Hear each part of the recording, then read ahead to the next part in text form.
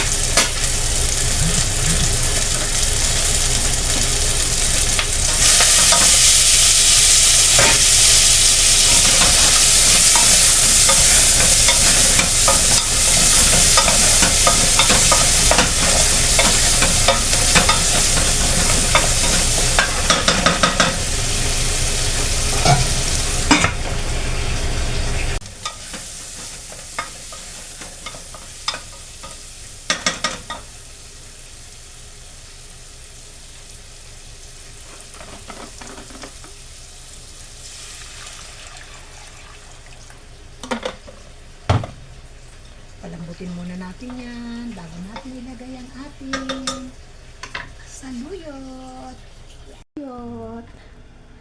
Yan, at inilagay ko na rin ang kanyang pampalasa.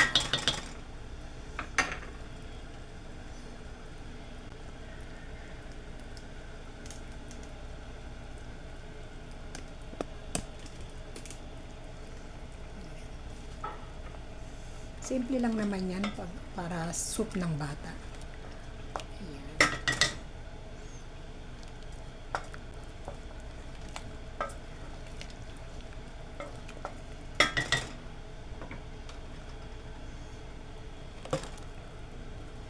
Ayan.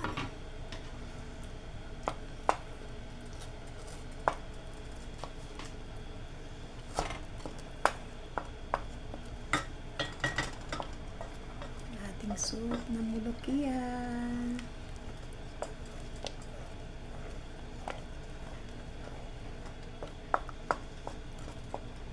Nilagyan ko lang siya ng hita ng manok ba?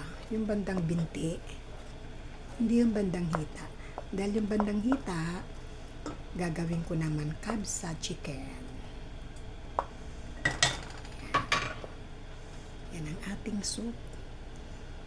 Saglit lang naman yan.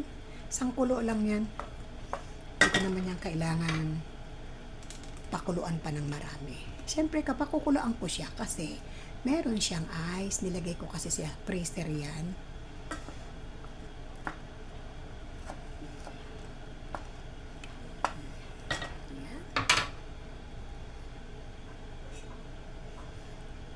Balikan ko siya.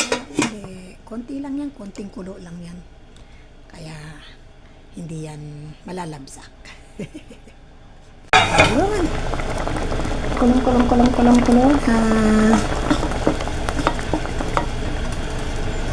Meron na rin yung pampalasa. Nilagyan ko na rin yan ng ng pampalasa. Simple lang.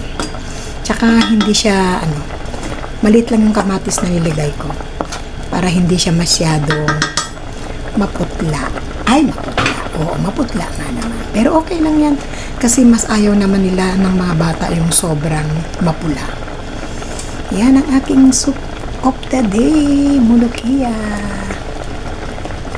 Yan. Nakahanda ng aking sibuyas para naman doon sa isa kong lulutuin. Ayun. Yan. Chicken. And carrots. Lalagyan ko kasi ng yan. Gagawin ko kasing tabsa yan. Yan. Mayroon pang kalahating kamatis doon. Yan, okay na yan. Masyado nang kumulo.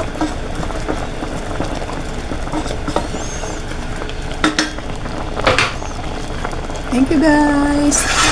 Yan, shout out everyone.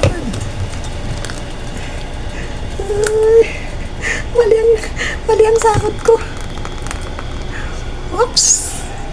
Bakit nag-iwan ka pa, Daisy, ng isang ng isang